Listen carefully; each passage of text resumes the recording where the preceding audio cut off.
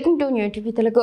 విద్యాశాఖలో సంస్కరణలు చేపడుతున్న ప్రతిసారి కొందరు ఉపాధ్యాయ సంఘాల నాయకులు తనపై విమర్శలు చేస్తున్నారని ముఖ్యమంత్రి రేవంత్ రెడ్డి అన్నారు. అయితే వారి సమస్యలను పరిష్కరించే బాధ్యత పూర్తిగా తనదేనని స్పష్టం చేశారు.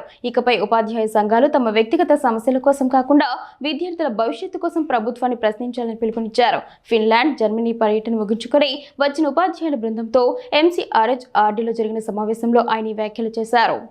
ఉపాధ్యాయ సంఘాల నాయకులకు తాను ఒకటే చెబుతున్నానని రేవంత్ అన్నారు. మీ సమస్యలు నాకు వదిలేయండి, మీరు అడగక ముందే వాటిని పరిష్కరిస్తాను. ప్రమోషన్లు, బదిలీలు కూడా మీ ఇంటి వద్దకే పంపించాం.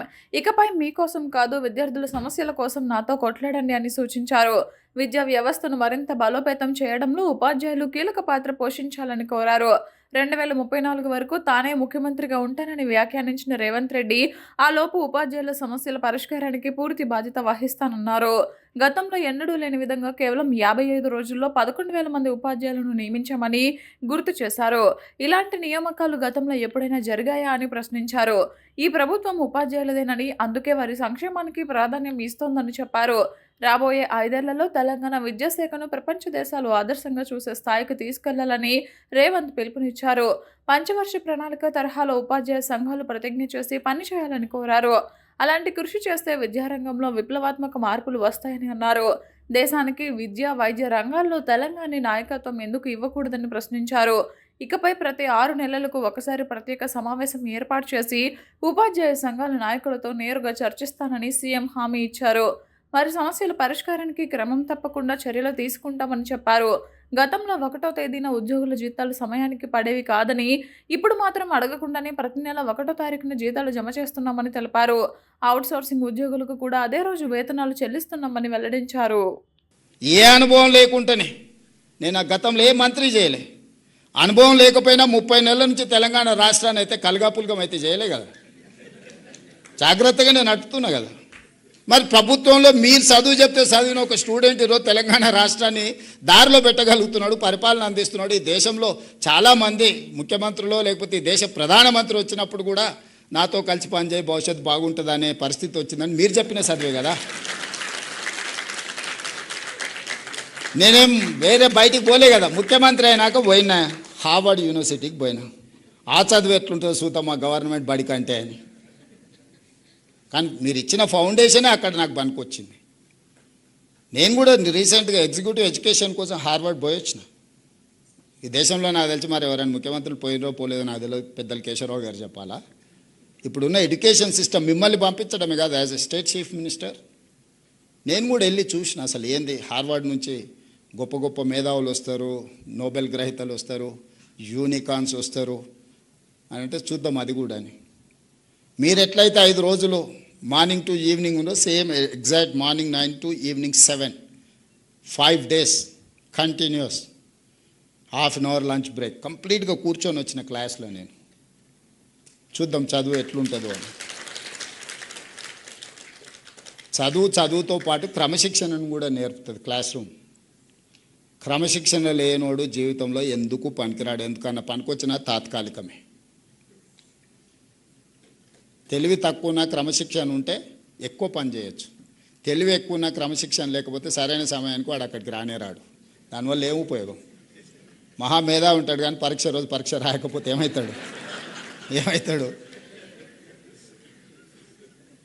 అట్లనే ఈరోజు మిత్రులారా, మనందరం ఒక 5 ఏళ్ళు ఒక మంచి ఆలోచన చేద్దాం. మనం ఇబ్బందులలో ఏం లేం, ఆకలితో ఏం చచ్చిపోతలేం. కుటుంబం కూడా అత్యంత దారుణమైన పరిస్థితులలో ఏం లేం. నా టీచర్లు అందరూ మంచిగా, గౌరవంగా, ఆర్థికంగా సమాజంలో చాలామంది కంటే బాగా ఈరోజు వాళ్ళు ఉన్నారు.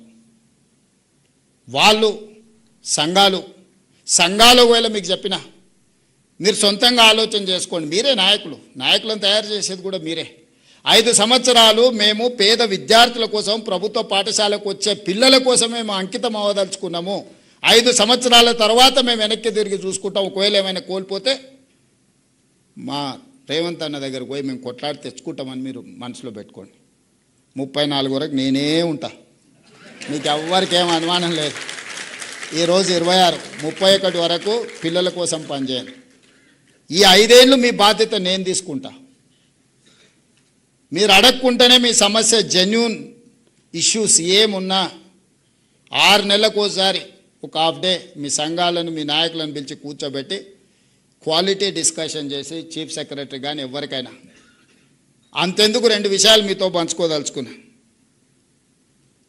జనవరి 2024 1 తారీఖు కంటే ముందే నన్ను 1 తారీఖు మీ జీతాలు వచ్చినాయి. గుండెల మీద చేసుకొని చెప్పండి. తెలంగాణ వచ్చిన తర్వాత 10 సంవత్సరాలు 1 తారీఖు నాడు మీ ఖాతాలో జీతాలు పడ్డాయా? 24 జనవరి 1 తారీఖు నాడు మీ ఖాతాలో వేయడం మొదలుపెట్టి ఈ రోజు వరకు ఎప్పుడైనా 1 తారీఖు నాడు మీ జీతాలు ఆగినాయా చెప్పండి. ఇది ఎవ్వరు మీరు అడగలేదే, మీ సంఘాలు అడగలే, మీరు అడగలే.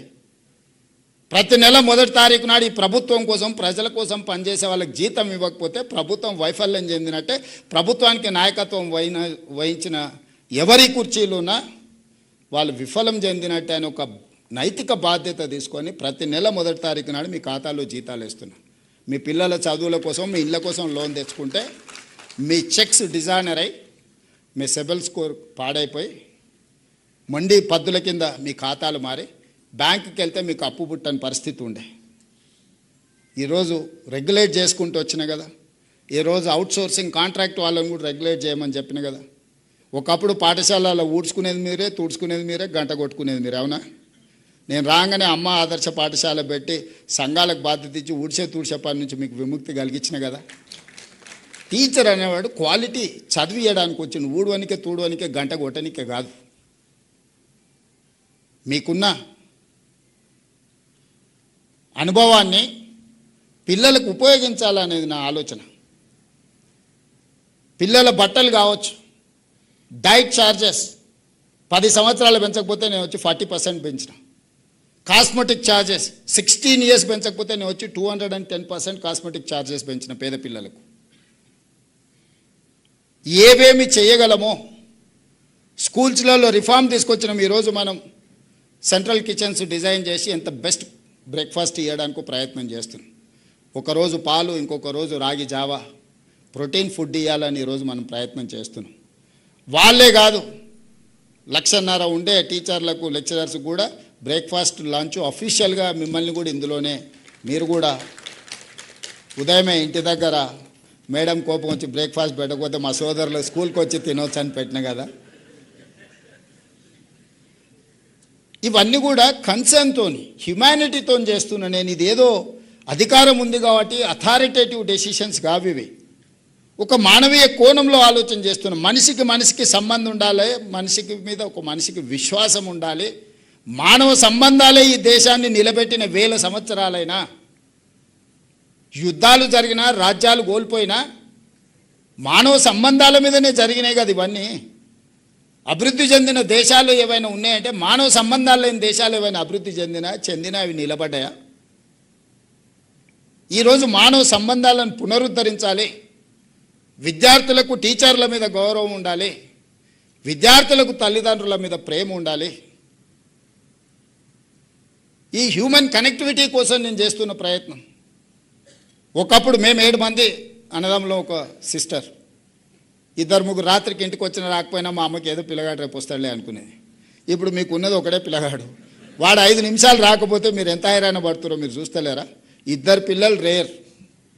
90% మేమిద్దరం మాకొక్కరు అనే స్లోగన్ వచ్చింది.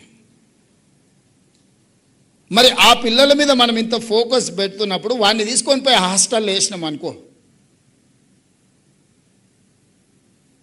హాస్టల్లో పిల్లల్ని జమ చేసిన తర్వాత ఇంట్లో చిన్న చిన్న సమస్యలు కూడా భార్యాభర్తల మధ్యలో మనస్పర్ధలు తీసుకొస్తాయి. పిల్లలు ఉంటే kids and pets are stress busters. పిల్లలు మానసికంగా మనల్ని ఉత్తేజపరుస్తారు.